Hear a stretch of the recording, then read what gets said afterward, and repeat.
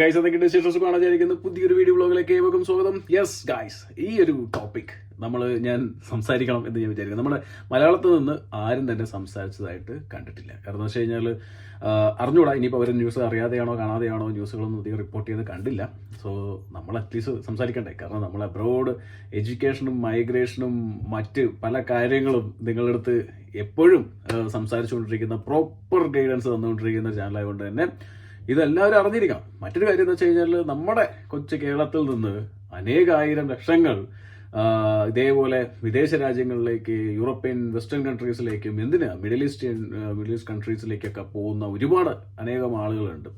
അപ്പോൾ ഈ 664 കോടി രൂപ നഷ്ടപ്പെടുത്തിയതിൽ കേരളത്തിന് വലിയൊരു പങ്കുണ്ട് എന്നുള്ളത് മറച്ചു വെക്കാനായിട്ടാവില്ല. ഇൻക്ലൂഡിങ് നമ്മുടെയും പോയിട്ടുണ്ടാവും, അല്ലേ? പോയിട്ടുണ്ട് എന്നതിൻ്റെ പടി പറയും. അപ്പോൾ അതുകൊണ്ട് തന്നെ വിസ റിജക്ഷൻസ് എല്ലാവരും തന്നെ അറിയണം. എന്താണ് ഈ വിസ റിജക്ഷൻസ് വരുന്നത്, എന്തിനാണ് ഈ വിസ റിജക്ഷൻസ് വരുന്നത്, എങ്ങനെയാണ് ഈ വിസ റിജക്ഷൻസ് വരുന്നത് എന്നുള്ളത്. തീർച്ചയായിട്ടും ഇതിനു വേണ്ടി മാത്രം ഒരു ടോപ്പിക്ക് നമ്മൾ പണ്ട് ചെയ്തിട്ടുണ്ടായിരുന്നു, വർഷങ്ങൾ മുമ്പ്. പക്ഷെ ഇപ്പോൾ ആദ്യമായിട്ടാണ്. ഇപ്പൊ കണക്കുകളും കാര്യങ്ങളൊക്കെ പുറത്തു വന്നതുകൊണ്ട് തന്നെ വളരെ ആധികാരികമായിട്ട് നമുക്ക് ഇതിനെക്കുറിച്ച് സംസാരിക്കാം. കുറെ അധികം ഏജൻസികളുടെ തള്ളുകൾ പൊളിച്ചെടുക്കാനും ഈ വീഡിയോ ഉപകാരപ്പെടും. അത് മാത്രമല്ല, ഏജൻസികളുടെ തള്ളുകൾ ഉണ്ടെങ്കിൽ പോലും നമ്മളുടെ എന്താ പറയാ, നമ്മളും അത് വിശ്വസിക്കുന്നു എന്നുള്ളതാണ്. ആ വിശ്വസിക്കുന്നതിന് മുമ്പ് തന്നെ ഈ കണക്കുകൾ നിങ്ങളുടെ കണ്ണ് തുറപ്പിക്കട്ടെ എന്ന് പറഞ്ഞിട്ട് വീഡിയോയിലേക്ക് പോകാം. അപ്പോൾ ചാനൽ ഒന്ന് സബ്സ്ക്രൈബ് ചെയ്യണം, സപ്പോർട്ട് ചെയ്യണം, നിങ്ങളുടെ സുഹൃത്തുക്കൾക്ക് ഒന്ന് അയച്ചു കൊടുക്കണം. വിദേശത്തേക്ക് ചെക്കേറാൻ ആയി നിൽക്കുന്ന ആളുകളുണ്ടെങ്കിൽ അവർക്കൊക്കെ ഒന്ന് ഷെയർ ചെയ്ത് കൊടുക്കുക, അവരുടെ ഗ്രൂപ്പുകളിലേക്ക് ഷെയർ ചെയ്ത് കൊടുക്കുക.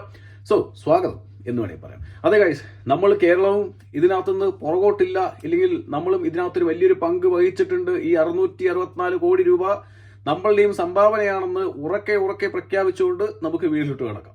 അപ്പോൾ ഈ 664 കോടി രൂപ എന്ന് പറഞ്ഞു കഴിഞ്ഞാൽ ഇന്ത്യയിൽ നിന്ന് വിദേശ രാജ്യങ്ങളിലേക്ക് സ്റ്റുഡൻറ് വിസയാവട്ടെ, വർക്ക് വിസയാവട്ടെ, ടൂറിസ്റ്റ് വിസകളാവട്ടെ, നമ്മൾ ട്രൈ ചെയ്തിട്ടുള്ള എല്ലാവർക്കും ആർക്കെങ്കിലും ഇപ്പം ഇതിൽ എത്ര പേര്, ഇപ്പോൾ ഈ വീഡിയോ കാണുന്ന എത്ര പേർക്ക് ഈ വർഷങ്ങളിൽ റിജക്ഷൻ വന്നിട്ടുണ്ട്? എന്ത് റിജക്ഷനാണ് വന്നിരിക്കുന്നത്? സ്റ്റുഡൻറ് വിസയാവട്ടെ, വർക്ക് വിസയാവട്ടെ, ടൂറിസ്റ്റ് വിസകളാവട്ടെ, രാജ്യം ഏതെന്ന് താഴത്ത് കമന്റ് ചെയ്യുകയാണെന്നുണ്ടെങ്കിൽ നമ്മുടെ കേരളത്തിന്റെ സ്ട്രെങ്ത് എന്തെന്ന് നമുക്ക് കാണാനായിട്ട് സാധിക്കും. ഓക്കെ, ഒരുപാട് അറിയാം നമ്മൾ, കാരണം ഏജൻസീസ് ഒക്കെ നടന്നുകൊണ്ട് തന്നെ റിജക്ഷൻസ് വരുന്നത് ഒരുപാട് പേർക്ക് അറിയാം.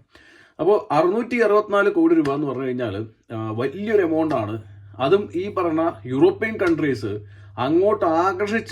അങ്ങോട്ട് നമുക്ക് വിസയും തരാതെ നമ്മൾ ആകർഷിച്ച് പൈസ കൊണ്ടിട്ട് പൈസ പോകുന്നതാണ്. ഈ ഒരു പൈസയൊന്നും റീഫണ്ടബിൾ അല്ല.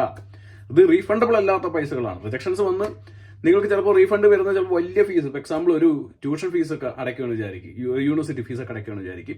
അതൊക്കെ വേണമെങ്കിൽ നിങ്ങൾക്ക് അവർ റിട്ടേൺ തരും. എന്നാൽ അതിനകത്തുനിന്ന് ചെറിയൊരു എമൗണ്ട് പിടിക്കും. പിന്നെ വിസ ഫീസ് റീഫണ്ട് തരികയില്ല. അപ്പൊ ഇങ്ങനെ റീഫണ്ട് തരാതെ പിടിച്ച് സമ്പാദിച്ചതാണ് ഈ പറഞ്ഞ രാജ്യങ്ങൾ 664 കോടി, ഏകദേശം $10 മില്യൺ നമ്മുടെ കയ്യിൽ നിന്ന് ചൂട് നിർത്താണ്, അടിച്ചു മാറ്റിയതാണ് എന്ന് വേണമെങ്കിൽ പറയാം. ഞാൻ പറഞ്ഞു കൊടുക്കാം എവിടെ നിന്നൊക്കെയാണ് റിജക്ഷൻസ്, എങ്ങനെയൊക്കെയാണ് റിജക്ഷൻസ്. ഗൈസ്, നമുക്ക് ഫസ്റ്റ് തന്നെ കാര്യത്തിലേക്ക് കിടക്കാം. ഷെങ്കൻ വിസകൾ ഇല്ലെങ്കിൽ യൂറോപ്യൻ വെസ്റ്റേൺ കൺട്രി വിസകളൊക്കെ നമുക്ക് ഒരു സമയത്ത് കുറച്ച് ഈസി ആയിരുന്നു, അല്ലേ? അതായത് ഈ കോവിഡ് കഴിഞ്ഞപ്പോൾ ഈ പറഞ്ഞ രാജ്യങ്ങളൊക്കെ ദാരിദ്ര്യത്തിലേക്ക് പോയി. Sorry guys. അപ്പോൾ ഈ ദാരിദ്ര്യത്തിലേക്ക് പോകുന്ന സമയത്ത് അവർ സ്വാഭാവികമായിട്ട് കുറെ അധികം വിസകളിൽ ഇളവ് വന്നു. എക്സാമ്പിൾ, സ്റ്റുഡന്റ് വിസയിലൊക്കെ ഇളവുകൾ കൊണ്ടുവന്നായിരുന്നു. നമ്മുടെ UK സ്റ്റുഡന്റ് വിസയിൽ പോസ്റ്റ് സ്റ്റഡി വർക്ക് വിസകളും അതുപോലെ തന്നെ പല രീതിയിലുള്ള ഇളവുകൾ കൊണ്ടുവന്നു. കാരണം ബ്രെക്സിറ്റും കൂടി നടന്നുകൊണ്ട് അവർക്ക് അത് ആവശ്യമാണ്. അതുകൊണ്ട് തന്നെ അവരെല്ലാം കൊണ്ടുവന്നു ആളുകളൊക്കെ ഇങ്ങോട്ട് കയറ്റി. ഷെങ്കൻ വിസകളാണെങ്കിലും ഒരുവിധപ്പെട്ട കൺട്രീസ് കൊടുത്തു. ഇപ്പൊ എക്സാമ്പിൾ ലാറ്റ്വിയ പോലുള്ള കൺട്രീസൊക്കെ വിസകൾ ഇഷ്യൂ ചെയ്ത് തുടങ്ങിയിട്ടുണ്ടായിരുന്നു ഫ്രീ ആയിട്ട്. അതിന് മുമ്പ്, അതായത് ഈ പറഞ്ഞ കോവിഡിന് മുമ്പ് വെച്ച് റിജക്ഷൻ കിട്ടിയ വ്യക്തിയാണ്. സോ അതുകൊണ്ട് ആധികാരികമായിട്ട് എനിക്ക് പറയാം, അപ്പോൾ ഒക്കെ നല്ല കട്ടിക്ക് റിജക്ഷൻ ആയിരുന്നു. കോവിഡ് കഴിഞ്ഞപ്പോൾ കുറച്ചും കൂടി ഈസി ആക്കി, കുറേ അധികം ആളുകൾ കഴിഞ്ഞു. ഇപ്പം എല്ലാം ഒന്ന് സ്റ്റേബിൾ ആയപ്പോൾ ഈ പറഞ്ഞ കൺട്രീസ് ഒന്ന് പിടിമുറക്കി തുടങ്ങി. ഒന്നൊരു റീസൺ. പിന്നെ മറ്റൊരു റീസൺ എന്ന് വെച്ച് കഴിഞ്ഞാൽ ഈ പറഞ്ഞ കൺട്രീസിലെല്ലാം ഇപ്പോൾ ചെറിയൊരു വികാരം ഉടലെടുത്തിട്ടുണ്ട്. അതായത് ഈ പറഞ്ഞ ഇല്ലീഗൽ മൈഗ്രേഷൻ വലിയ രീതിയിൽ ചൂഷണം ചെയ്യുന്നുണ്ട് ഈ രാജ്യങ്ങളെ, നല്ല രീതിയിൽ. ജർമ്മനി ആവട്ടെ, സ്വീഡൻ ആവട്ടെ, നോർവേ ആവട്ടെ, UK ആവട്ടെ, കാനഡ ആവട്ടെ, ഓസ്ട്രേലിയ ആവട്ടെ, US ആവട്ടെ, എല്ലാ രാജ്യങ്ങളും. അതല്ലാതെ തന്നെയും മറ്റു നമ്മുടെ ഡെവലപ്പിംഗ് കൺട്രീസ് ആയിട്ടുള്ള ഹംഗറി, ലിത്വാനിയ, ഈ പറഞ്ഞ രാജ്യങ്ങളെല്ലാവരും തന്നെ ഒരു ചെറിയൊരു വികാരം നടന്നുണ്ട്. ഇറ്റലി, ഫ്രാൻസ്, എല്ലാവർക്കും അറിയാം. ഒരുപാട് വാറുകൾ നടക്കുന്നു, അവിടെ നിന്ന് ഒരുപാട് റെഫ്യൂജീസ് ആയിട്ട് കൊണ്ടിടുന്നു, അവര് അവിടെ കുറച്ച് കഴിയുമ്പോൾ അവിടെ കുറെ പ്രശ്നങ്ങൾ ഉണ്ടാവുന്നു, അവരെ ഡീപ്പോർട്ട് ചെയ്യാനുള്ള പരിപാടികൾ നടക്കുന്നു, അസൈലം കൊടുക്കൽ നിർത്തലാക്കുന്നു, സിറ്റിസൺഷിപ്പിന്റെ റേറ്റ്സ് ഇൻക്രീസ് ചെയ്യുന്നു, സിറ്റിസൺഷിപ്പ് കൊടുക്കാതെ ഇരുത്തുന്നു. അങ്ങനെ പല കാര്യങ്ങളും പല കൺട്രീസ് ഈ അടുത്ത് തുടങ്ങിയിട്ടുണ്ട്. അത് മാത്രമല്ല, ഇപ്പോ അവർക്ക് അത്ര വലിയ ദാരിദ്ര്യമൊന്നുമില്ല. അതുകൊണ്ട് തന്നെ ഇവർ നല്ല രീതിയിൽ സ്ട്രിക്റ്റ് ആക്കുന്നുണ്ട്, നല്ല രീതിയിൽ റിജക്ഷൻസ് കൊണ്ടുവരുന്നുണ്ട്. ഒന്നാമത്തെ കേസ് ഓക്കെ, സ്റ്റുഡന്റ് വിസയിലാണെങ്കിലും നല്ല ക്വാളിഫൈഡ് ആയിട്ടുള്ള ക്വാളിറ്റി ഉള്ള സ്റ്റുഡൻസിനെ മാത്രമേ എടുക്കുന്നുള്ളൂ. സ്റ്റുഡന്റ് വിസ ഒരു 50 എണ്ണം വെച്ച് കഴിഞ്ഞാൽ മറ്റ് യൂറോപ്യൻ കൺട്രീസിലേക്ക് ഒരു 10-20 എണ്ണം 25 എണ്ണം കിട്ടും. ഓക്കെ, അവർ വളരെ നമ്മുടെ UK പോലെ എന്നാൽ എല്ലാവരും കയറി വന്നോടെ മക്കളെ എന്ന് പറയുന്ന ഒരു സെറ്റപ്പ് ഇല്ല. കാനഡയൊക്കെ കാണിച്ച ഒരു സമയത്ത് കാണിച്ച എല്ലാവരും വന്നോ എന്ന് പറയുന്ന സെറ്റപ്പ് ഇല്ല. അത് നിർത്തി. യൂറോപ്യൻ കൺട്രീസ് പണ്ടേ അത് ചവിട്ടി പിടിച്ചിരിക്കുമായിരുന്നു, ഇപ്പോൾ നല്ല രീതിയിൽ ചവിട്ടി പിടിച്ചിട്ടുണ്ട് എന്നുള്ളത് തന്നെ. ഷെങ്കൻ വിസയുടെ കേസിൽ നമുക്ക് എല്ലാവർക്കും ആഗ്രഹമുള്ളതാണ് ഷെങ്കൻ കൺട്രി ടൂറിസ്റ്റ് ആയിട്ട് വിസിറ്റ് ചെയ്യാൻ ആഗ്രഹമുണ്ട്. അതിന് പുറമെ ഈ പറഞ്ഞ പോലെ ടൂറിസ്റ്റ് ആയിട്ട് പോയിട്ട് അവിടെ ചാടാൻ പോകുന്നതിന് വലിയൊരു ഡിമാൻഡ് ഉള്ള ഒരു സമയം ഉണ്ടായിരുന്നു. അതിപ്പോഴും നടക്കുന്നുണ്ട്. നോർത്ത് ഇന്ത്യയിൽ നിന്നൊക്കെ ഒരുപാട് പേര് ആ വഴിക്ക് ടൂറിസ്റ്റ് വിസയിൽ കയറി അവിടെ ചെന്ന് എന്തെങ്കിലും ചെയ്യണം എന്ന് പറഞ്ഞ് നിൽക്കുന്നുണ്ടായിരുന്നു. ഇതൊക്കെ ഒരു വലിയൊരു കാരണമായിട്ട് മാറിയിട്ടുണ്ട്. നേരെ മാർഗം ടൂറിസ്റ്റ് വിസയിൽ പോകാൻ നിൽക്കുന്നവർക്ക് പോലും വിസ കിട്ടാതെ ആയിട്ടുണ്ട്. പിന്നെ ഒന്നാമത് ഷെങ്കൻ വിസ എന്ന് പറയുമ്പോൾ തന്നെ ഒരു ബണ്ടിൽ ഡോക്യുമെന്റ് കൊണ്ടുപോയിട്ടൊക്കെ വേണം നമുക്ക് കിട്ടണം. അതിന് ITR അത് ഇത് അതൊക്കെ പലരും ഫോർജ് ചെയ്തിട്ട് കൊണ്ടുപോയിച്ചിട്ടും അത് റിജക്ഷൻ വരുന്നു. ഇതൊക്കെ ഒരു കാരണമാണ്, റിജക്ഷൻ ഉള്ളൊരു വലിയൊരു റീസൺ ആണ്. അത് മാത്രമല്ല, ഷെങ്കൻ വിസ ഏകദേശം കഴിഞ്ഞ പ്രാവശ്യം 6,71,000 മേലെ ഇന്ത്യക്കാർ കൊടുത്തിട്ടുണ്ടായിരുന്നു. അതിനകത്ത് 1,21,000 മേലെ അപ്ലിക്കേഷൻ റിജക്ട് ചെയ്തിട്ടുണ്ട്. ഓക്കെ, അപ്പോൾ അതിനകത്ത് സ്റ്റുഡന്റ് വിസയുണ്ട്, വിസിറ്റിംഗ് വിസകളുണ്ട്, ടൂറിസ്റ്റ് വിസകൾ, മറ്റ് പല പരിപാടികൾ, വർക്ക് വിസകൾ, ഇതെല്ലാം ഉണ്ട്. ഇതൊക്കെ റിജക്ഷൻസ് വന്നിട്ടുണ്ട്. ഇത്രയും അപ്ലിക്കേഷൻ കഴിഞ്ഞ വർഷം 2024 റിജക്ഷൻസ് വന്നിരിക്കുന്നതാണ് ഷെങ്കൻ വിസയ്ക്ക്. അത് മാത്രമല്ല, ഇത് ഷെങ്കൻ വിസയുടെ കേസ് മാത്രമല്ല കേട്ടോ, UKയുടെ കേസിലാണെങ്കിലും ഒരുപാട് ടൂറിസ്റ്റ് വിസകൾ റിജക്ഷൻ വരുന്നുണ്ട്. അതുപോലെ കാനഡയാണെങ്കിലും ഒരുപാട് സ്ട്രിക്റ്റ് ആയിട്ടുള്ള റൂൾസും കാര്യങ്ങളും ഇപ്പോൾ ഓസ്ട്രേലിയ ആണെങ്കിലും കൊണ്ടുവരുന്നുണ്ട്, റിജക്ഷൻസ് കൊണ്ടുവരുന്നുണ്ട്. ഓക്കെ, അപ്പോൾ ഷെങ്കൻ വിസയുടെ കേസിൽ നമുക്ക് ഇങ്ങനൊരു പ്രശ്നം ഇവിടെ ഉടലെടുത്തിട്ടുണ്ട്. ഈ പൈസയൊക്കെ നിങ്ങളുടെ VFSC കൊണ്ട് കൊടുക്കുന്ന പൈസ അത് റീഫണ്ടബിൾ അല്ല. നിങ്ങൾ കൊടുക്കുന്നു, ഒരു ഭാഗ്യ പരീക്ഷണമാണെങ്കിൽ പോലും കൊടുക്കുന്നു, റീഫണ്ടബിൾ അല്ല. പിന്നെ അതിനൊപ്പം തന്നെ കുറേയധികം ഫേക്ക് ഡോക്യുമെന്റ്സ് വെച്ചിട്ടും പിന്നെ കുറേയധികം ഫേക്ക് ആയിട്ടുള്ള ഏജൻസികളുടെ പരസ്യങ്ങൾ കണ്ടിട്ടും പലരും എവിടെന്നെങ്കിലും യൂറോപ്പിൽ നിന്നൊരു വൈറ്റ് പേപ്പറിൽ ഒരു കോൺട്രാക്റ്റ് ആണെന്ന് എഴുതി കൊടുത്തു കഴിഞ്ഞാൽ നേരെ എംബസിയിൽ ചുമ്മാ അപ്പോയിന്റ്മെന്റ് എടുത്തുകൊണ്ടുപോയി പൈസ കൊടുത്തിട്ട് വരുന്ന ആൾക്കാരുണ്ട്. അങ്ങനെ കുറേ റിജക്ഷൻസ് വരുന്നുണ്ട്. അത് തന്നെയാണ് ഈ കണക്കുകൾ സൂചിപ്പിക്കുന്നത്. കാരണം പലതും പ്രോപ്പറായിട്ട് പോകുന്നില്ല, കിട്ടുന്നില്ല എന്നുള്ളത് തന്നെയാണ്. ഇതിപ്പോൾ യൂറോപ്യൻ കൺട്രീസിന്റെ കേസ് മാത്രമല്ല കേട്ടോ. ഇപ്രാവശ്യം റിജക്ഷന്റെ റേറ്റിനകത്ത് നമ്മുടെ UAEയും കുറച്ചധികം മുൻപന്തിയിലെത്തിയിട്ടുണ്ട്. ഇപ്പോൾ ഒരു 4-5% റിജക്ഷൻ റേറ്റ്സ് ഉയർന്നിട്ടുണ്ട്. പണ്ട് 1-2% ആയിരുന്നെങ്കിൽ ഇപ്പോൾ 4-5% ഉയർന്നു. അതുപോലെ കാനഡ ആണെങ്കിലും US ആണെങ്കിലും US-ന്റെ നമുക്ക് ഒരു അപ്പോയിന്റ്മെന്റ് കിട്ടാനായിട്ട് വർഷങ്ങൾ കാത്തിരിക്കേണ്ട അവസ്ഥയാണ് ഇപ്പോൾ ഉള്ളത്. കാരണം വളരെ ടൈറ്റ് ആക്കിയിരിക്കുകയാണ്, അപ്പോയിന്റ്മെന്റ്സ് ഒക്കെ കൊടുക്കുന്നില്ല. ഇപ്പോൾ ട്രംപ് എണ്ണം വന്നിട്ട് ഇപ്പോൾ പുതിയ ഇളവുകളൊക്കെ കൊണ്ടുവരുന്നൊക്കെ പറയുന്നുണ്ട്. അതും കണ്ടറിയാം. അതിനു മുമ്പ് തന്നെ അവർ ചെയ്ത കാര്യം എന്ന് വെച്ച് കഴിഞ്ഞാൽ ടോട്ടൽ ഇല്ലീഗൽ മൈഗ്രൻസിനെ അങ്ങോട്ട് എടുത്ത് പുറത്താക്കുക എന്നുള്ളൊരു പരിപാടി. അതിന് അവർ പട്ടാളത്തെ ഇറക്കിയിരിക്കുന്നു. ക്യാച്ച് ആൻഡ് റിലീസ് എന്നുള്ള പരിപാടിയാണ് ഇപ്പോൾ ട്രംപ് സൈൻ ചെയ്തിരിക്കുന്നത് ആദ്യ ദിവസം ഇനോഗ്രേഷൻ. അപ്പം ഇങ്ങനെ കുറേ കാരണങ്ങൾ കൊണ്ട് തന്നെ എല്ലാ രാജ്യങ്ങളും വിസ കൊടുക്കുമ്പോൾ അങ്ങനെ ചുമ്മാ കയറി എടുക്കുന്നില്ല. അവർ പരമാവധി നോക്കി സ്ട്രിക്റ്റ് ആയിട്ട് ചെക്ക് ചെയ്ത് ഇന്റർവ്യൂസ് ഒക്കെ നടത്തി മാത്രമാണ് എടുക്കുന്നത്. അപ്പോൾ ഫ്രീ ആയിട്ട് വർക്ക് വിസ, അതേപോലെ തന്നെ ഫ്രീ ആയിട്ട് വിസ കൊടുക്കുന്നുണ്ട്, അതല്ല. എന്നാലും നമ്മുടെ നാട്ടിൽ കുറെ വിസ കിട്ടിയിട്ട് പൈസ കൊടുത്താൽ മതി, ഇല്ലെങ്കിൽ എന്താ പറയുക, പല പരിപാടികളും നടക്കുന്നുണ്ട്. അപ്പോൾ ഇവിടെയൊക്കെ എന്താ പ്രശ്നം എന്ന് വെച്ച് കഴിഞ്ഞാൽ ഒരു ഭാഗ്യ പരീക്ഷണമാണ് നിങ്ങൾ അവിടെ പോയി ചെയ്യുന്നത്. കിട്ടിയാ കിട്ടി എന്ന് മാത്രമേ ഉള്ളൂ. ഓക്കെ, അപ്പോൾ ഇവിടെ അത് മാത്രമല്ല, ഒരുപാട് ഏജൻസികളുടെ ലോകത്ത് ഇല്ലാത്ത തരത്തിലുള്ള പരസ്യങ്ങൾ വരുന്നുണ്ട് ഇൻസ്റ്റഗ്രാമിൽ. UK കാർപ്പന്റർ, UK പെയിന്റിങ്, അതുപോലെ തന്നെ ഓസ്ട്രേലിയ പെയിന്റർ വേണം, അവിടെ ക്ലീനർ വേണം, വാഷർ വേണം എന്നൊക്കെ പറഞ്ഞിട്ട് ഒരുപാട് ഇൻസ്റ്റഗ്രാമിൽ കുറെ നാറുകൾ നിന്ന് വീഡിയോ ചെയ്യുന്നുണ്ട്.